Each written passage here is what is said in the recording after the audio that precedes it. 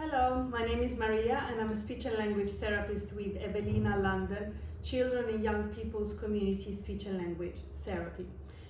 Welcome to this video. This month's theme is all about attention and auditory memory and the different ways you can support your child in developing attention and focus for learning. This video in particular is about listening skills. Listening and understanding are the foundation for later learning and development. For example, for talking, for writing, for communicating with friends, so the wider communication. And good listening and understanding helps in particular in areas like developing social skills, developing attention to follow instructions, and again, to communicate in a wider sense.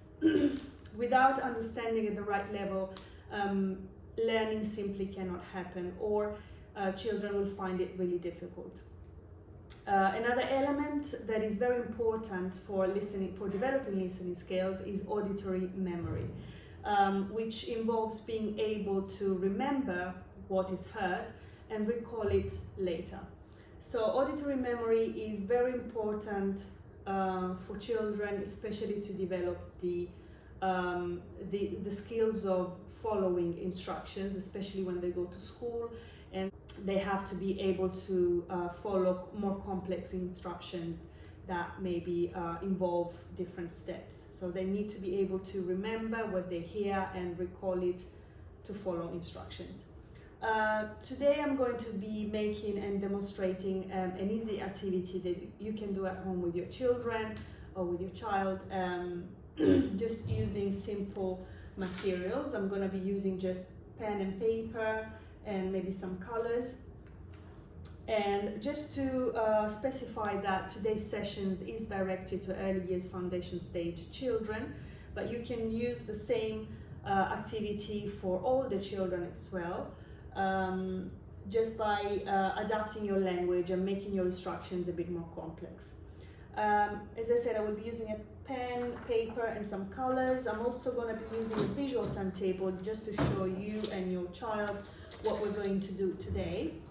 I'm going to be using a whiteboard and a pen, but you can obviously use pen and paper. Today we are going to first of all say hello. Then I'm going to be sharing a tip of the week.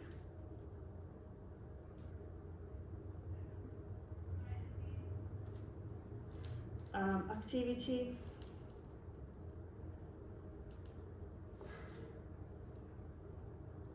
summary and goodbye.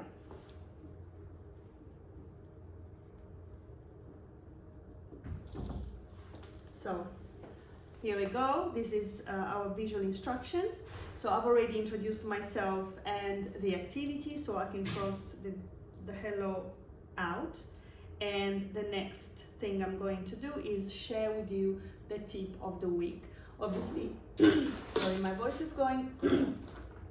Obviously, the tip of the week is going to be related to our activity today. And my tip for today is that we have to prepare our children to listen before we do the activity, before we start. So we know some children may have a short attention span, or they may easily get distracted by the objects or items in the environment or in the room where we are. So we can prepare our children to listen by eliminating all sources of distraction around us, whether it's the TV or closing a window, or removing all the devices like iPads and phones, etc. And also by saying to the child things like, okay, so we're going to start now. Are you ready to listen? Or do you have your listening ears on? Do you have your listening ears on? Or I can say something like, okay, I'm going to give you my first instructions. Are you ready? Or my next instructions. Are you ready? This should prepare them to focus and to give them a sense of anticipation of what's coming next. So next I have to pay attention because I'm going to receive my instruction. Okay, so tip of the week is done. Next we have activity. Okay, so now I'm gonna, for my activity, I'm going to be using paper and pen. And I'm going to be starting at a very simple level for younger children. I'm going to be drawing a few simple shapes. I've drawn here a star, a circle or a ball, a flower and a house. And we're going to do this coloring activity with our child. So this is a coloring activity where we give instructions to our child on what to color and how. So if we have our four shapes here, I'm going to say to my child, color the house, for example, or color the flower. So in this case, at this very simple stage, they can choose their color and they only have to listen to one keyword instruction, which is the name of the item that they have to color. Then I can also make this a little bit more challenging by telling them color the star green. So now they have to listen to two keywords instruction where I tell them what they have to color, the star, and what color they need to use, color green. So they need to focus on two pieces of information.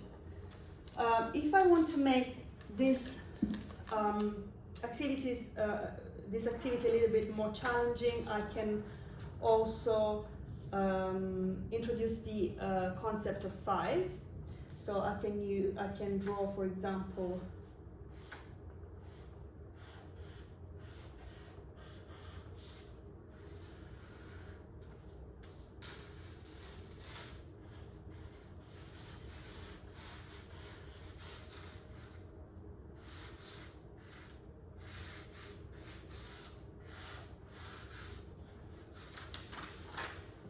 I can draw a bigger star, a bigger ball, a bigger house, and a bigger flower. So now I can tell my child, color the big star blue.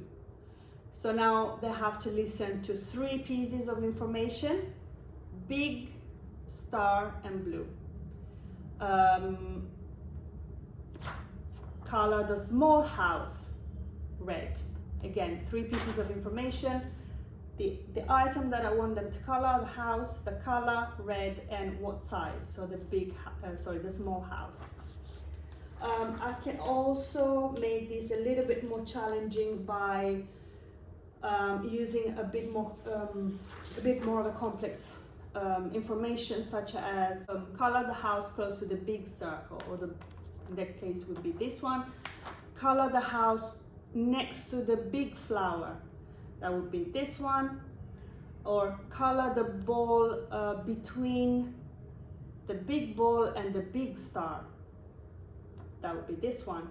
So in this case, the instruction contains several keywords in terms of position of the item, so what item it is, the position of the item compared to other items on the piece of paper.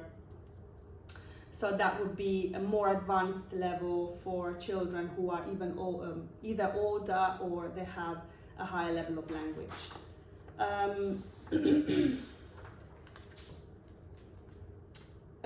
Another way of making this activity a little bit more challenging is by saying things like color the big flower yellow and the small flower pink.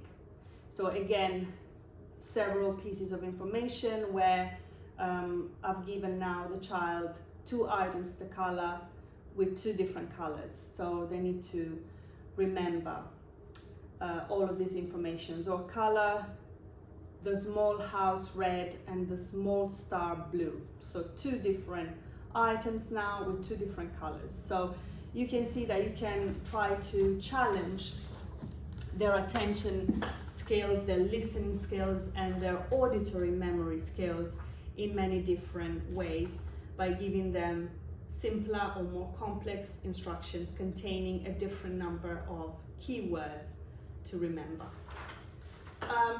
That's it for today. So this is my activity that I wanted to show you. As you can see, is a very simple one that you can make with simple tools. I hope you enjoy this activity today and you will have a go at it, and you will use most of all this visual timetable where you can show your child the structure of the activity that you're going to do. So for example, now we finished our activity and we are at the summary stage. Using a visual timetable with your child is really useful because it gives them a sense of structure of the activity that you're going to do with them, also a sense of anticipation, and it also shows them when you are approaching the end, so the different steps, and when you're approaching the end of the activity, so for how long they need to still focus before you reach the end of the activity. If you have any questions or queries about this session, this video, or other videos or other queries that you might have, please don't hesitate to visit our website. You might find the answers to your questions already there, and especially I advise you to visit the advice and support section on our website. The address for our website is www.evelina.nhs.uk/community speech and language, and also you can this address can also be found on our Facebook page. If you can't find the answer to your questions on the website, you're very welcome to email us, and someone will come back to you to assist you. The email address is gst-tr.contact@nhs.net. Thank you so much for joining us today. Our summary is done, so we are now saying goodbye. We will be posting a video every week, and you can watch this video as well on our Facebook page as many times as you wish. Thank you so much. Enjoy the rest of your day. Bye bye.